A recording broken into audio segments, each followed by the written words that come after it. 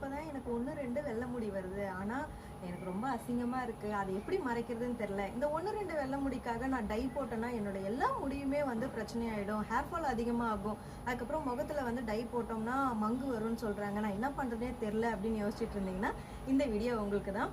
வீட்லயே வந்து நீங்க ஹோம்மேடா டை மாதிரியே ஒரு லிக்விட் வந்து ரெடி பண்ணலாம். இதுக்கு தேவையான பொருள் என்னன்னா பாதாம் வந்து நல்லா நெருப்புல காட்டி சுட்டுக்கோங்க. நல்லா கருப்பாகிற மாதிரி நல்லா சுட்டு எடுத்துக்கோங்க. அதை நல்லா பவுடர் ஆக்கிட்டு அது கூட தேங்காய் எண்ணெயை மிக்ஸ் பண்ணிக்கோங்க. நல்லா பேஸ்ட் மாதிரி அதை மிக்ஸ் பண்ணிக்கோங்க.